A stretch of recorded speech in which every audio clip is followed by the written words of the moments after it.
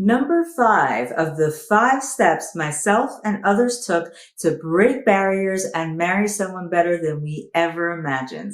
Coming up now on Solving Jewish Singleness with the therapist that gets it, Liz Wallenstein.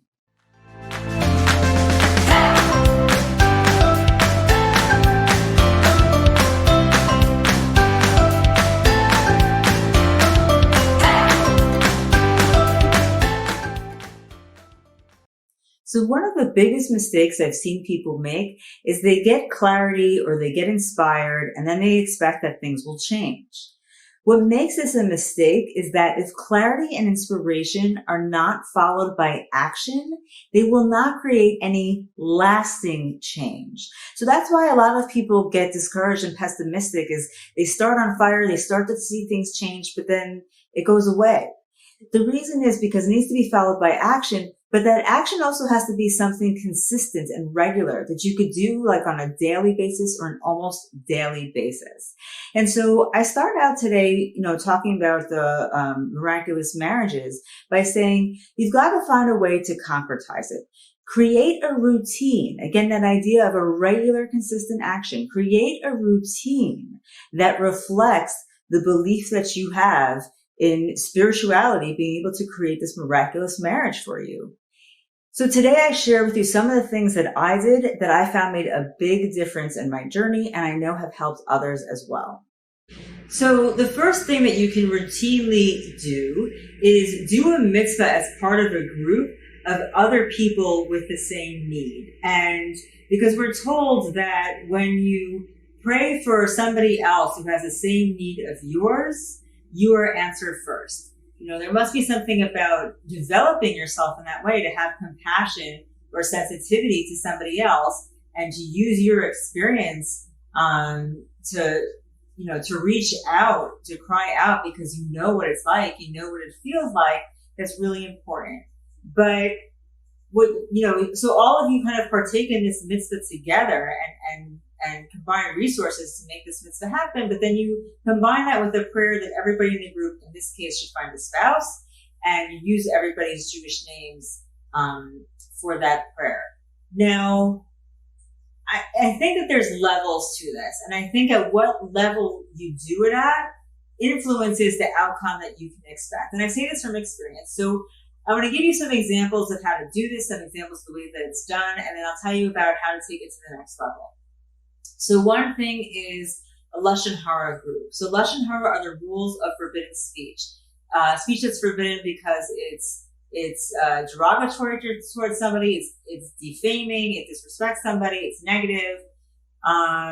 So Judaism treats these rules as so crucial that it said that people who observe the laws, they silence the accuser in the heavenly courts. So it's figurative speech, but what it's saying is that by observing these laws, it's so important that it could lessen punishment, it could make decrees against you, erase them or make them less harsh.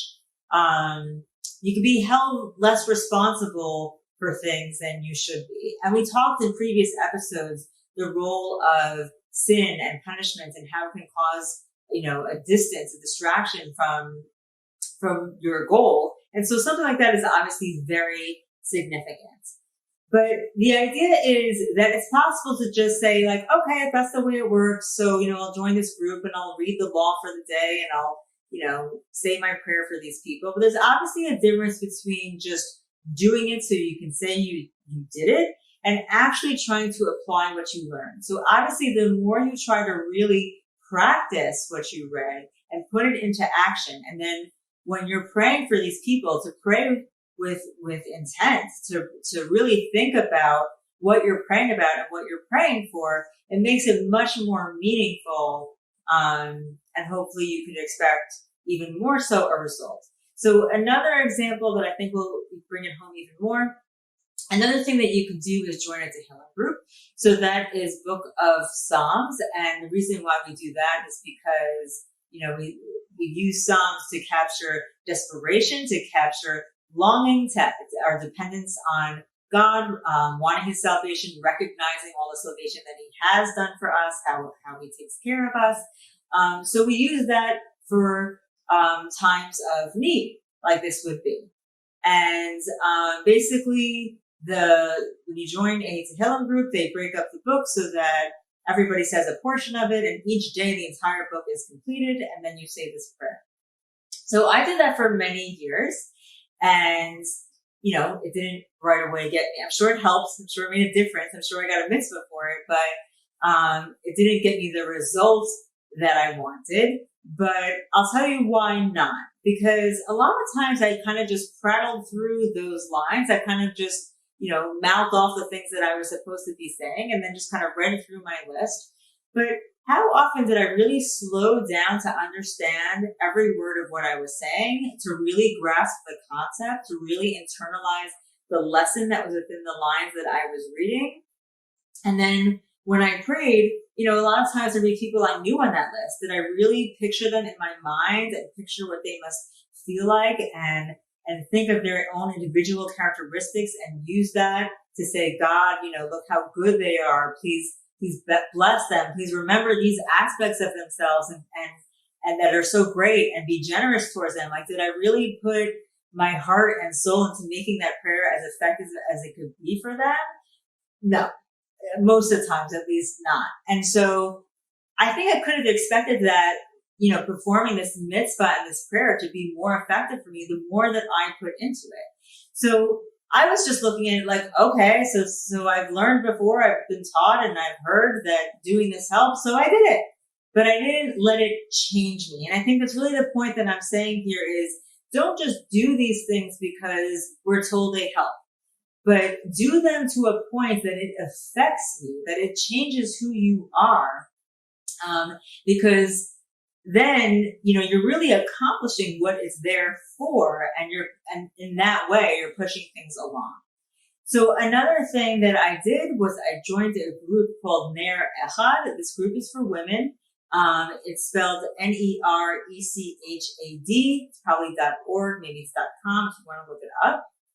But what this organization does is, on Friday afternoons, it sends you a text or an email with somebody's Hebrew name and the need that they have. And then at candlelighting for Shabbat,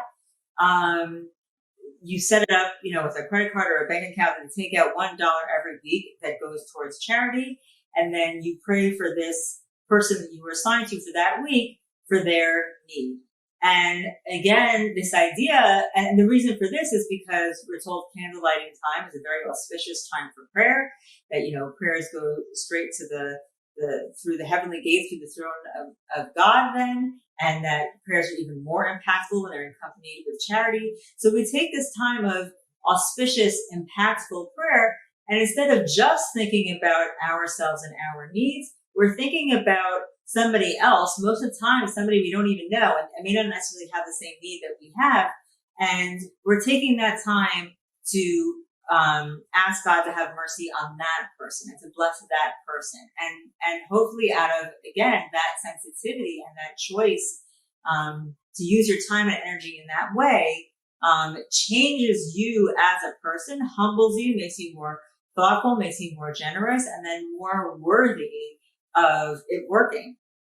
And then the last thing I did, and this is what I was doing when I met my husband and when I got engaged.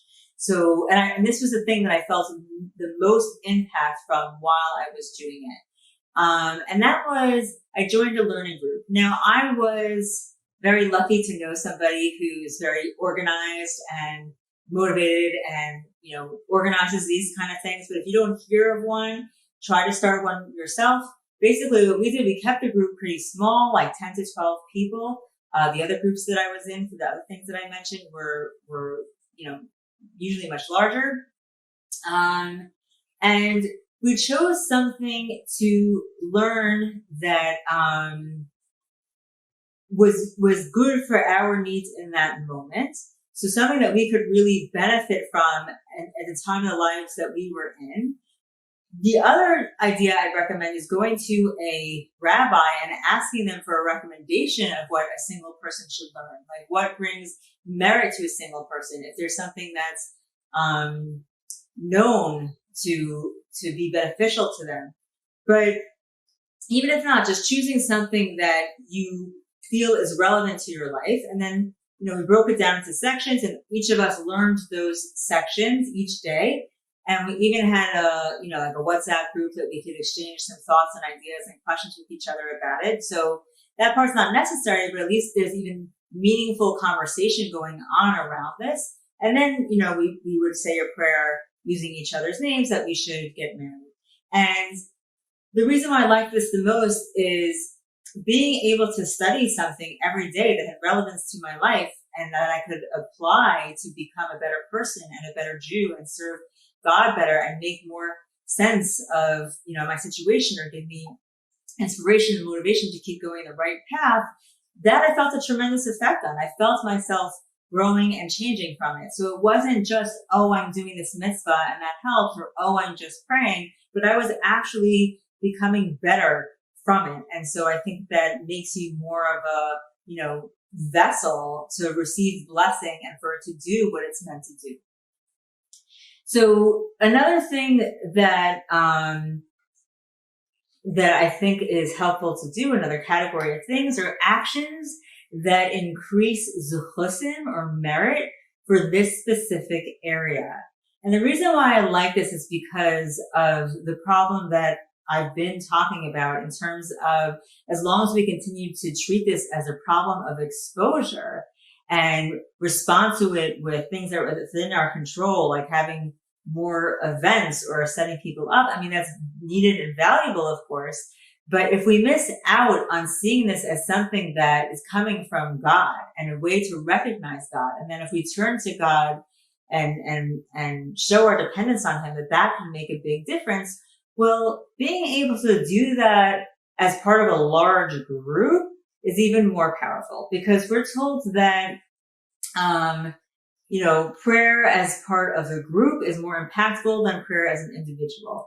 And there's something called storming the skies. When a very large group or when a lot of people at one time are praying for something, fervently, they say, it kind of shoots through the gates of heaven and straight to the throne of God. Like it's very powerful and impactful.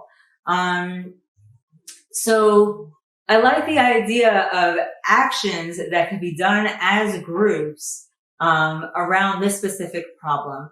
And also just actions between people that reflect the spiritual nature of this. So one thing I saw last year, and I was really happy to see this because it shows me that more people are thinking along these lines of responding to the problem of spirituality. An organization that was pairing single people with couples who were having fertility issues, and single people, because they have less expenses, less people to pay for, usually have more money to spend, and they would give a charitable donation towards couples going through fertility issues who needed it, because fertility treatments can be extremely expensive, and oftentimes people need help for that. And in exchange, the couple would use their experience of need and desperation to pray for the single person. And because essentially they have the same need, because the single person is also struggling with infertility, so to speak, because they're also not in a position where they can, have children and have a family. They're still waiting for that also. But the idea that doing a mitzvah for, other people with the same need and focusing on the spirituality of that is very impactful. But also, going back to that idea to the masses, when I hear stories of them filling stadiums for religious causes, it's amazing. And my first thought is always, I wish we could do that around the singles crisis. I wish we could fill a stadium of people praying together to God to give some relief for this and to solve this issue for us, and have some speeches by people with some awareness and how to respond to this spiritually, not just, setting people up. But even if it's not stadiums worth, at least, if people make regular things of forming as large a group as they can, of people coming together to pray for this, or even if there's a large organization makes a thing where one night they ask, synagogues across the country or world, to get together and pray for this, at a certain time, that could be extremely impactful. And hopefully what'll be impactful about it is that God sees, like, okay, we recognize that this comes from him and that we depend on him for the solution. And hopefully that's what he needs to just set things along. The next thing, and I think this is really important, is developing what I call an Emunah practice. So you may have heard of a mindfulness practice or a meditation practice or a yoga practice. So the reason why they call these things practices is because they're much more beneficial when you do them regularly and consistently. Like, to really get the benefits of them, they have to become a routine. If you just do it once or here and there, you really get very little bit of the benefit from it. And so I think we have to apply the same thing to Emunah, because, the ideas behind the mindfulness and the yoga and all that is inner peace, is presence, is, decreasing anxiety or depression, just getting into a better state that's more conducive to growth and moving forward. And Emunah, which is, trust in God and belief that he's behind everything, that he could do anything, and that he is carrying you all the time, can accomplish the same thing, maybe even more so, because you're connecting it with the source of all. And I know I've dabbled a little bit in all of those things, and developing an Emunah practice, I saw the results much more than any other practices that I kind of dabbled in. And so these are some parts of developing an Emunah practice that I did that I could recommend to others. One is the Living Emunah series, which is a book that is divided up into small sections, about, developing Emunah and, really how to make it part of your daily life, and then short stories that are inspiring because they show what it's done for people who have done that. So I would pick the same place and time and try to stick to that as best as I could every day, to sit and read from that book. And it just takes a few minutes because the sections are really short. But there was something about designating at the same time and place, that the routine of that was helpful. There's also recordings of these things, but I found that holding the book and reading the words was the most impactful. A lot of times when you're listening to a recording, you're tempted to do another thing at the same time, so you give it less of you. So that's one part of creating a practice. The next thing is reprogramming the brain. So there's a lot of science and psychology that's been coming out of around this the past few years, that our thoughts create our reality, that our thoughts are related with attitudes that are related to beliefs that then get related to behaviors and actions. And basically what we see happening around us or happening to us reflects what we believe about ourselves, what we believe about others, what we believe about life. And so that if we could start at the first point, if we can change our thinking to a healthy, conducive way of thinking, then we start to see everything around us fall into place, and we ourselves get into a better place. So what I found the most helpful for me in doing this, especially in a Jewish way, was I started listening to Gedalia Fenster. He is it's kind of like a Jewish motivational speaker. He is not a rabbi, but he does recordings about like 6 times a week. They're free and they're available on social media. They're available on YouTube. They are, Fenster, Fenster. They are available through SoundCloud.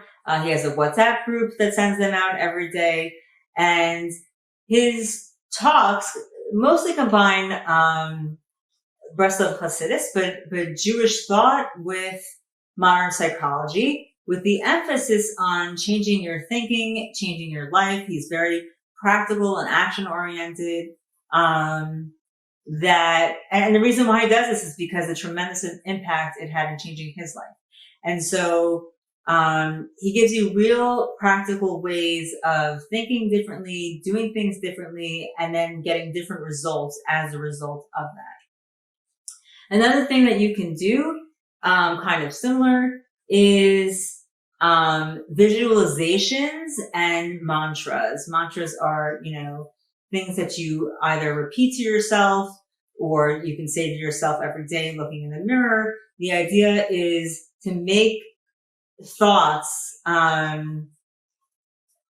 you want to be a part of you become more automatic in you, and ways of seeing things become more realistic. And so to do it in a Jewish way, I learned that originally in a Jewish positive thinking class that was given by a coach for that, who's known for that, Rachel Shatwool. Another person who's known for giving good classes for that is Chaya Hinda Allen. But a book that I could recommend that, is very comprehensive when it comes to this topic is It's All in Your Mind by Sarah Yosef. I believe it's Yoseff, I believe. And that can be very helpful for that. And then last, but far from least, perhaps the most important, is praying like it matters. So what I mean by that is, I believe it's the Gemara that brings down a lesson of two men praying for the same exact thing and one gets answered first. So what did that person do differently that they got answered first? So the one that was answered was praying as if it was going to make a difference. Praying with the expectation that it was doing something. Praying, expecting God to answer him, believing in the power of prayer. Whereas the other person was praying just in case it does something, because he knows that God could answer, that maybe this will be an accepted prayer, which I think is how most of us pray. But it's obviously not as powerful as having that trust that what you do makes a difference. God cares. God will respond. So the intent behind your prayer is extremely important. Now, one of the things I like to check in as a therapist with people is their concept of spirituality. How has it evolved over the years? The way that they see God, is it the same way that they saw it as they saw him in kindergarten, or has it changed? How much has it changed? Because your sense of spirituality should evolve and mature along with you. And it's amazing for how many people that it doesn't or barely does. And the way that you can see if it is through your prayer. So prayer should be an ever evolving thing in your life. And, one way I heard it put that I think is very helpful is to use God as your therapist. If it helps you more, using God as your best friend, as your mom, as the bartender, whoever you can have this really open, honest conversation with, whoever that you can pour your heart out to. Another reason why I like therapists is stream of consciousness, just like what's going on for you, what's on your mind. There's people who take this kind of contemplative, quiet, meditative moment before they pray just to get quiet and pay attention to what's happening inside in order to inform their prayers. Prayer should be at least a little bit different each day because you and your circumstances are different each day. But what it shouldn't be is just this list of requests. You're telling Santa what you want for the holiday, that's a less mature, younger kind of version of prayer. And so you want it to evolve to this thing of just, this open, honest conversation with somebody who's listening, your opportunity to just talk things out with somebody who it can make a difference with. You want to be able to walk away feeling like you realized something new and helpful. Prayer is, the word for prayer, tefillah, is actually reflexive because we think about, we're doing this for God, but really it's for ourselves. We should walk away with new realizations, with more clarity as a result of this conversation that we had. I would also say, people focus on requests, but there's actually 3 parts to prayer. And I just want to mention those 3 parts quickly. And then if I could add just a little bit more dimension to that for some people. So one is praise. So sometimes people get stuck on that, like, I gotta tell God how great he is, like he doesn't know, like, or maybe I just said it yesterday. But I encourage you to take it more personal to a deeper level, thinking along the lines of like, how awesome is it that I have this direct pipeline of communication with the creator of all, the person who is not the person, but the being that is running the show, gave me an opportunity to talk with him whenever I want, and he will listen. Like, how amazing is that? Also, it lets God know that you see him, and you're able to describe who he is and how he works and what he means to you, which is all part of praise. It lets you know that, he's in your life. So he doesn't have to keep waiting for you to find him, because that's the reason for so many things in life, is for you to kind of find the point and the meaning. But if you demonstrate that you see it, well, that helps things along a lot. So that's where it's for you. The other thing is gratitude. So an exercise I did for a while, and it was pretty amazing how it turned out, was I would just pick a topic at random of something in my life. And then I would just spontaneously think like, okay, what are all the things that I'm thankful for that? What are all the ways that I'm blessed in that area? And really random. So, when I was working in New York, I remember once I had an office in Brooklyn and one in Manhattan. I was going to my Manhattan office one day and I said, okay, I want to think about this office. What am I grateful about? And usually, the first thing that comes to mind with this office was the frustration of, it was on 34th Street. A very kind of popular destination in Manhattan. It was right across from the Empire State Building. And it was like bombarded with tourists who often would stop to take pictures, and it would get frustrating because, especially if I'm running late, it would slow down, my walk to the office and all of that. And then I was like, wait a minute, like, I'm not realizing I go several days a week into like one of the most popular places in the world that people dream about and travel from and all over the world to come to. And in that short walk from the train to the office, I passed so many different stores that I could cover almost all my life's needs in that short walk. Drugstores, all kinds of clothing stores, even kosher food, the bank, like, anything that I need is basically in that short walk, making my life so convenient. And that, there is an energy to that place. There is something, nice about that atmosphere. I am lucky to be able to work in a place like that. It is special. And then I would think about, the convenience and the ease of how I got there, this, train that moves through a tube underground so that I don't have to be stuck in traffic. Like, the idea though is when you really slow down and look into details of just the little things in life, hopefully it should make you realize how much God is already doing for you, how much things we take for granted or we just treat as automatic when we have lots of good things to be thankful for and to enjoy. And then the next thing is the request section. But I often encourage people to use request as bargaining with God. And not because he's a control freak, but because it shows him that you know what really matters. So get detailed, break it down. So, for example, when I was single, I would say to God, as my father, as my creator, I know that it must hurt you to see me struggling or to see me upset. Please give me this opportunity to serve you through joy and through good things instead of struggle. I've been doing it through struggle for a while now.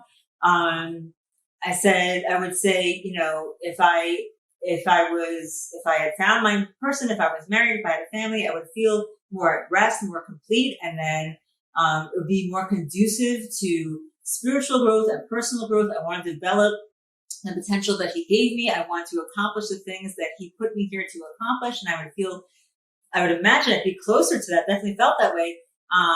If I was more at peace from having what I wanted, I would say that there were so many more mitzvos for me to observe if I was married, if I had children, if I could be part of a community in that way. And isn't that what I'm here for? Isn't that what he wants from me? So that's what I mean by bargaining. Like, It's an opportunity to show him that you know what really matters in life, what's important, that the reason that you're asking for what you're asking for is that you realize it will just lead to more good. It's not just about selfish wanting. Then that makes requests much more significant and hopefully impactful. And even these days when I pray for other people, I remind God, so to speak, of all their amazing qualities and what they could hopefully do with those qualities if they were able to reach the next level in life. Or, to have compassion on them, that somebody so good should struggle so much. Like, to break it down and get detailed and really appeal to God in that way could hopefully be very helpful. So we're about to conclude the spiritual section of this series and move on to the psychological. So as I've said before, the reason why I felt it was important to do the spiritual section, even though I'm a therapist, is because we need to recognize that there's aspects of our singleness that are not in our control, and we need a way to respond to things that are not in our control. And I believe that spirituality is that way. And so for some people, they're really good at working the things that are in their control, and they need the help in the spiritual area to, make a difference. And for some people, they might be really good in the spiritual area, but they're going to need the stuff that comes next, which is, I'm, going to give you my best psychological tips on how to make sure you are marriage ready and available for marriage and able to pick out what's good for you and stay away from what's bad for you, and really find success in this area. So I want to save, my best tips for you on that. But before we end this spiritual section, I just want to give one little short story that just feels appropriate here. And that is, so the year that I got married, another friend of mine also got married, same age as me. So she had her own, roller coaster of a ride herself, other, very different circumstances, but roller coaster ride of her own. And she also responded similarly. She also kept coming back to spirituality as a way of making herself more powerful and getting her closer to her goal. And in the same year, we both got engaged and married to got really great guys who treated us well, who were better than what we were picking for ourselves before. And I turned to her and I said, God has a funny way of playing favorites. And it was amazing. I didn't have to explain myself. She agreed with me. She knew exactly what I was talking about with just saying that line. But in case you're not understanding, this is what I'm saying, that sometimes it could feel like God turned his back on you or forgot about you. And that could really be him favoring you. And that's because most people go through life living an illusion, like unaware. And if you have this struggle, if you have this growth process that not everybody gets, that's like God singling you out to really know him and to really get the point in life and to live a meaningful life and not to miss out on living the truth and being able to see the truth. And that is the best gift that he can give somebody. And if he's reaching out so hard for you to be able to see it, if he's not letting you be one of the masses that goes a whole life without seeing it, then he must really believe in you and think that you're special and wants you to see that and wants you to develop that. So I know that that could be hard to take in, but I hope that that in some way can make you feel loved and special moving forward in this journey. Thank you. If you thought this recording was helpful, please share it on social media so that it gets to more people that it can help. You can also subscribe to my YouTube channel and like this video. If you're interested in therapy sessions with me online, please contact me through my website or my email or social media. Feel free to send me questions and suggestions of what you'd like to hear me talk about through social media or my website, LizWallensteinTherapy.com. Best of luck to you on your journey. I hope to hear good news soon.